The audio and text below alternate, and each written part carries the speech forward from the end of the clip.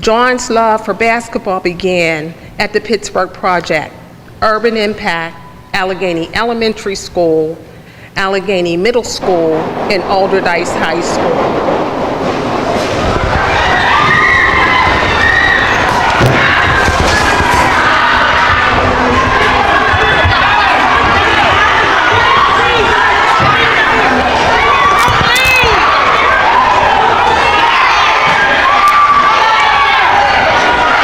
This has been one of the most devastating days of my life, I would say.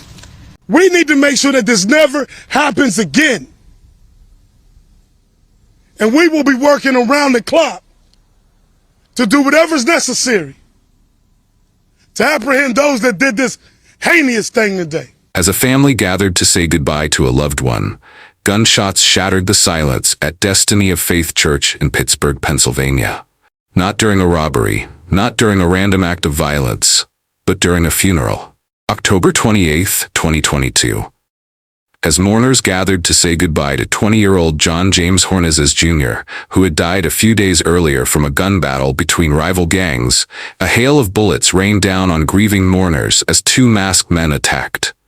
This wasn't just a brutal act. It was a devastating escalation in a bloody cycle of retaliation, compounded by a shocking failure of protection. Inside, people screamed and dove under pews. The camera filming the service jolted wildly as panic erupted. 5 people were shot. A 6th was injured while running for safety. The central question that demands answers: why was a family left so exposed, even after they asked for help? Who dares open fire at a funeral? Who turns a moment of grief into a bloodbath? The family had requested police protection. They feared something might happen. Their request was approved. But when the shooting started, no officers were there. By the end of this video, you'll understand how a young man's death triggered a chain of violence that exposed failures at every level. So what led to this funeral becoming a shooting gallery? The answer begins 2 weeks earlier, with another shooting that would claim 3 lives, including John Hornezes himself.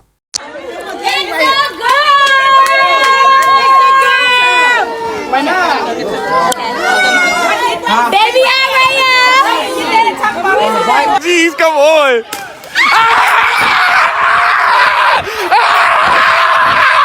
Let's go! Let's go! Let's go! Let's go! Let's go! Let's go! Let's go! Let's go! Let's go!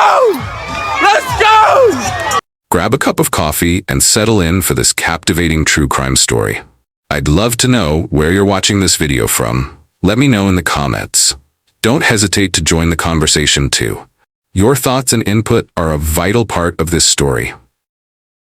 Welcome to Mindtwist True Crime Stories. Kindly support us by subscribing to this channel and turn on the notification bell icon. Don't forget to check out our other true crime stories, crime documentaries, and playlists on this channel. Before the horror at the church, there was John.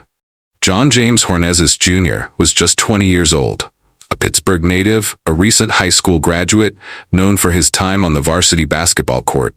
His family remembered him as kind, motivated, a young man with a gentle spirit. He was charting a future in construction, excited about supporting his family. He had just become a father 8 months before that day. Yeah! Yeah, Pop! Yeah! Yeah, Pops, tell him! Yes, sir! Yes, sir! Hey, Ray! He had no known criminal record of his own. In the days before the shooting, police were already monitoring rising gang tensions on the north side. Investigators later suggested Hornezes may have been connected to a local group involved in an ongoing turf war. But to his family, he was just a kid, excited about finishing school and a future in construction. Now, on October 15, 2022, he was dead, a victim of the violence that had engulfed his neighborhood. His mother and godmother often spoke of his ambitions, his quiet strength. To them, he was simply a kid with a future. But outside his home, on Pittsburgh's north side, a storm was gathering, tensions mounting between groups. On the night of October 15, 2022, Hornizes and friends were at the Sunoco gas station on 300 Cedar Avenue. Surveillance cameras and witnesses later revealed that a Hyundai Palisade SUV pulled into the lot. Jalone Hines, 21, one of Hornizes' friends, a Pittsburgh resident, approached the SUV where Sharon Troutman, 19, was sitting in the passenger seat, and Samuel Pegues, 30, was driving. Hines confronted the passengers, and according to police testimony, Troutman brandished what looked like a pistol towards Hines. At that moment, Hines pulled out a gun and opened fire. Dashcam and park cameras show a chaotic shootout. Hines fired into the Hyundai, injuring Troutman.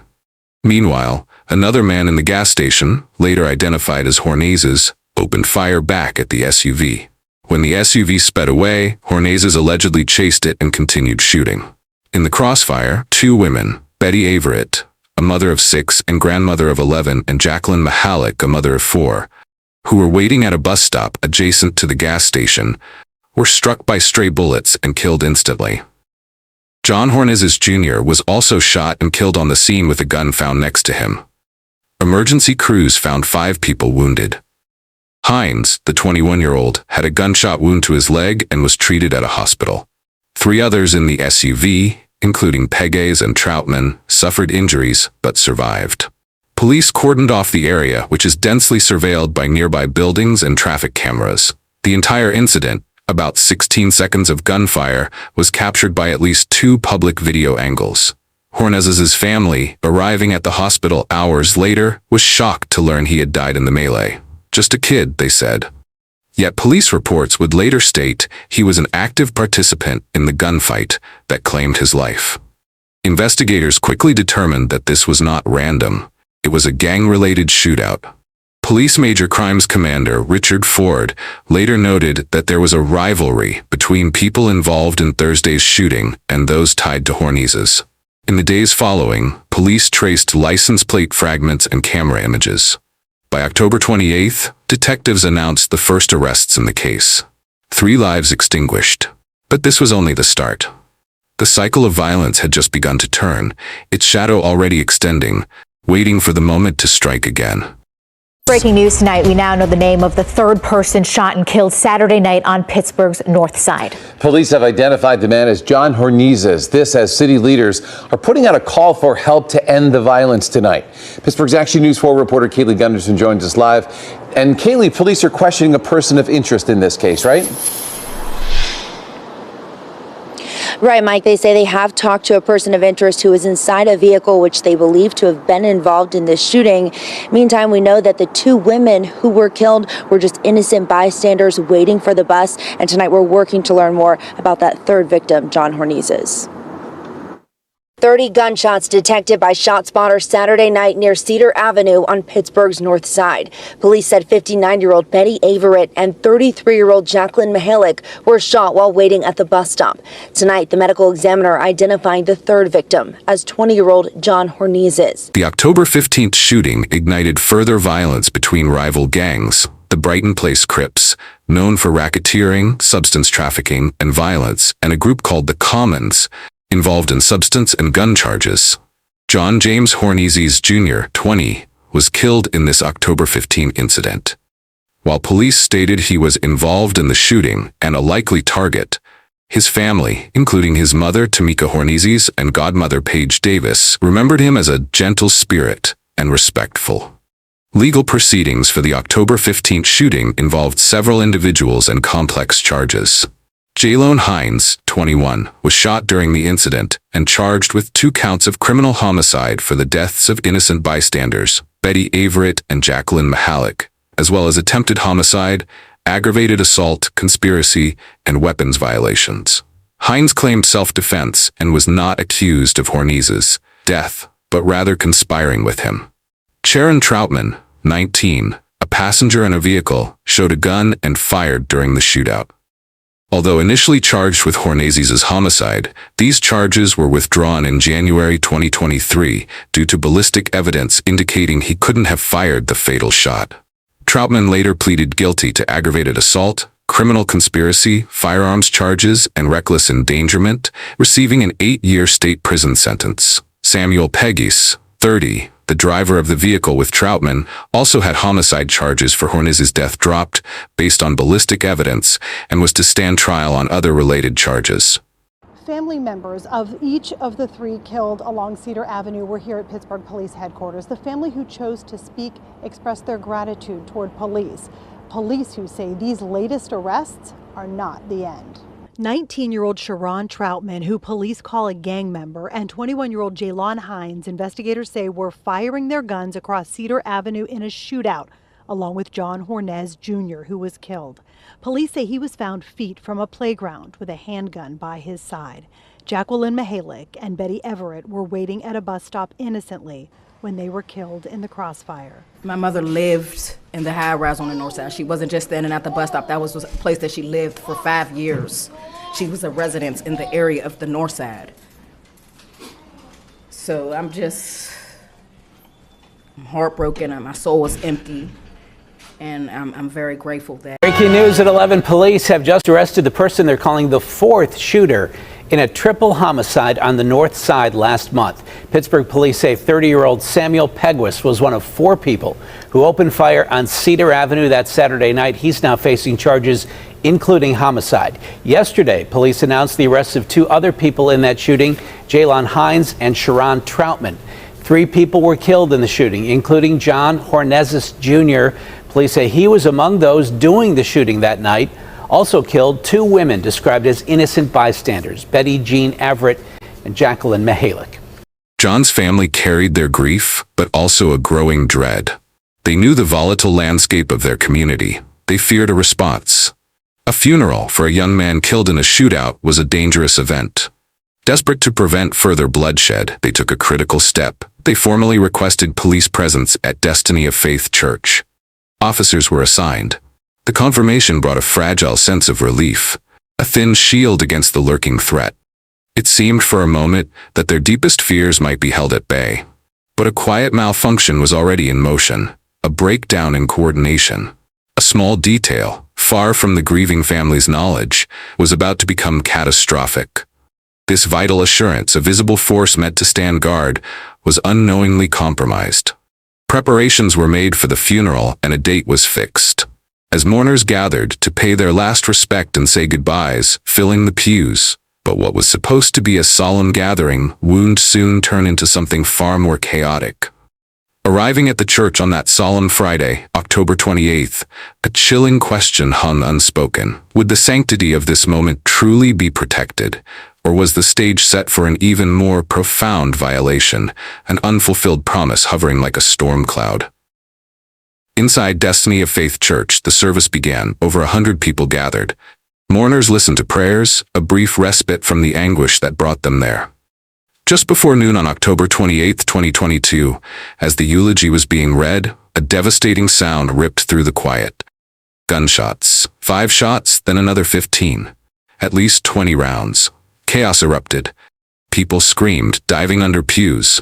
Outside, the scene was sheer pandemonium. 6 people were wounded, 5 from gunfire. 1 was struck 13 times. In a horrifying detail, even a horse pulling the casket carriage was hit by shrapnel. Please be advised the following footage and videos might be disturbing. Viewers' discretion is advised. Now, it was at the funeral for John Hornez when gunfire erupted again in Brighton Heights. KDKA has now obtained the surveillance video that shows the chaos outside Destiny of Faith Church. 6 people were wounded in that crime. KDKA's Jennifer Barrasso spent the day talking with some of those victims. She's live now with the very latest information on that. Jen. Yeah, Kim, I talked to 3 of the 6 victims and a family member of another victim. They're all recovering physically, but the story is the same in all of the cases. They tell me, Jen, I'm too afraid to talk on camera. I fear retaliation. One person told me, I didn't see anything and I didn't hear anything. In this video, you can clearly see the terrifying moments after gunfire erupted outside Destiny of Faith Church during the funeral for John Hernandez, who was recently killed in a gun battle on the north side. Two suspects dressed in black wearing masks started shooting at the lawn on the north side of the church at Benton Avenue towards people at the front doors and in the vestibule of the church. One of the suspects ran towards the church entrance and continued shooting towards the victims. Then people start running. A bullet fragment hit one of the horses that brought the casket. Then a woman who was shot struggles to make her way into the church. KDK has learned a bullet hit her in the leg, foot, and hand. A man who knows her tells me the family is too afraid to talk, fearing retaliation, saying she didn't see anything or hear anything. Another victim, a 24-year-old man shot in the foot, tells me he ran and kept running until he was safe. Right now, he's at home recovering. He tells me it's hard living in the streets and surviving. A 20-year-old, also afraid, thanked me for checking in, telling me there's a lot of fear. Emergency crews responded quickly. The injured were rushed to local hospitals. Pittsburgh's mayor expressed his dismay, stating he never could have imagined it, that we would shoot up holy ground. The church pastor described it as one of the most devastating days of my life. This attack wasn't just another statistic. It was a profound assault on the very idea of safety and community. But as the chaos settled, as terrified mourners struggled to comprehend the fresh horror, a truth emerged, more unsettling than the bullets themselves. The promised police presence, the officers assigned to protect this very event, the security a grieving family had desperately sought and been confirmed was coming, were nowhere to be found. They had gone to the wrong funeral home, finding no activity, then left. The shield that should have stood guard was absent. The family's plea for protection had ended in devastating failure. The audacity of this attack, coupled with a bewildering oversight, demands our attention. If you're gripped by this unfolding tragedy, hit the like button and share your thoughts in the comments on what should have happened. With the funeral now a battleground and the perpetrators vanishing, a furious city and a grieving family were left to pick up the pieces. They demanded answers to an even more unsettling question. Who would be held accountable for this unthinkable breach of trust? The search for the gunman who violated the funeral was relentless. Investigators quickly moved, leveraging surveillance footage from multiple streets in Brighton Heights. Investigators soon identified the funeral shooters. The church's own video surveillance, combined with traffic cameras, showed two teenage males firing indiscriminately at the building. Police identified Hezekiah Nixon, 16, at the time of the shooting, and Sean Davis, 19, as the perpetrators. Surveillance video was crucial evidence, showing the two suspects, dressed in black, casing the church, then returning 24 minutes later to open fire as the service concluded. The act of casing the church and returning 24 minutes later demonstrates a clear level of premeditation and cold calculation on the part of the perpetrators, transforming a place of mourning into a planned ambush. This elevates the crime from a spontaneous act of violence to a deliberate act of terror. One shooter was seen chasing a man who appeared to be hit, firing repeatedly. Detectives used video footage to identify a black Hyundai Elantra fleeing the scene, which was registered to Sean Davis. Both Nixon and Davis were arrested later that day on the McKees Rocks Bridge. Nixon attempted to flee and threw a black handgun with an extended magazine into the river, while Davis dropped a gun on the roadway.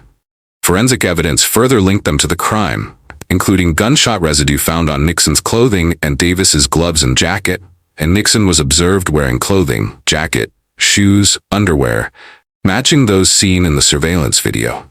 A judge has just decided the two people accused of shooting multiple people outside a funeral in Brighton Heights will stand trial. The ruling came after prosecutors showed new surveillance video from that day last fall. Lauren Linder tells us what that video shows. Here in Allegheny County Court, a judge decided the two teens will go to trial after prosecutors shared new surveillance video they say places both of them outside the funeral service with weapons in their hands. Shots ring out, sending folks scrambling outside Destiny of Faith Church in Brighton Heights. That's what you see on surveillance video from that day last October, as a family was saying their last goodbyes to a loved one. The events caught on camera during the funeral, played in a courtroom Friday afternoon. Prosecutors say teens Hezekiah Nixon and Sean Davis are first seen dressed in all black outside a restaurant across the street from the church. For about 20 to 30 minutes, the two people appear to survey the area. And at one point, you see one holding a handgun and another hiding something under their clothes. Eventually, they cross the street and open fire. Both of them shoot at the crowd outside the church. Then one of them chases after a victim while still firing their weapon. In one part of the frame, you can see horses used to pull a carriage holding a casket get scared. According to court records, one was hit by multiple bullet fragments. You then see a woman who was struck limping towards the church to take cover. And seconds later, one of the people dressed in black runs away, followed by the other. According to the Allegheny County District Attorney's Office, 23 shots were fired outside the church that day. One victim hit 13 times. In total, 5 people were shot, and a 6th was hurt as people ran from the scene. Police testified Nixon and Davis took off in a Hyundai near the shooting. They traced the car to an address in McKees Rocks and saw the two come out of the house at that address before stopping them on the McKees Rocks Bridge. Attorneys for both Nixon and Davis say you cannot tell who the shooters are in the video. Casey White is representing Nixon. The individuals who did the shooting are covered in all black, dressed in all black, and they are unidentifiable. He shared all of this is a lot for his client to unpack as he awaits trial. He's disappointed with the result. I think he was happy to see that there are a lot of holes in the Commonwealth's case. The suspects will be back in court in March for their formal arraignment. For now, reporting in downtown, Lauren Linder, KDKA News. Police quickly stated they believed the funeral shooting was a targeted shooting and part of an ongoing dispute. Davis and Nixon were both booked on multiple charges, including criminal attempt homicide, aggravated assault, and firearm violations. The path to justice proved complex for both shootings. The legal battles for Sean Davis and Hezekiah Nixon for the funeral attack continue, their trials awaiting their turn in court. But the focus shifted beyond just the shooters. The Citizen Police Review Board launched an inquiry into Pittsburgh police. The glaring failure to protect John's funeral became a central point of contention. Critics, including Beth Pittenger of the CPRB, argued that even without a specific request, the circumstances of John's initial death should have prompted constant police presence. Officers assigned were reportedly suspended. This wasn't just an isolated mistake, it raised pressing questions about accountability within the department. John Hornezes Jr. His family continues to grapple with their profound loss. The physical scars on Destiny of Faith Church remain, a stark symbol of that day's events. This tragedy forces us to confront uncomfortable truths about the widespread impact of violence, the often complicated path to justice, and the critical importance of ensuring community trust and institutional accountability. The events surrounding the death of John James Hornezes Jr. and the subsequent shooting at his funeral illustrate a tragic and complex cycle of violence gripping Pittsburgh's North Side. What began as a deadly confrontation at a gas station, described as a standoff between rival groups, escalated into a brazen attack on a sacred gathering, leaving a trail of death and injury. The involvement of multiple individuals, the shifting legal culpability for Hornezes' death, and the clear retaliatory nature of the funeral shooting underscore the deep-seated conflicts within these communities. The case highlights the devastating impact of gun violence on individuals and the broader community, transforming moments of grief into scenes of terror. As the legal proceedings continue, the community grapples with the lingering fear and trauma. The calls for peace from community leaders and officials reflect a desperate plea to break this cycle of violence. Addressing these issues requires not only law enforcement intervention, but also sustained community engagement, targeted violence prevention initiatives, and efforts to dismantle the underlying factors that fuel such conflicts, ensuring that places of solace remain safe and that the cycle of blood is finally broken. If you want to keep exploring these intense, real-life events and help shine a light on their lessons, ensure you like this video, Share it with others and leave your thoughts in the comments below. Kindly show some support by subscribing to this channel and turn on the notification bell icon to join our true crime story community. Thank you for watching to the end, and until our next story, stay safe out there.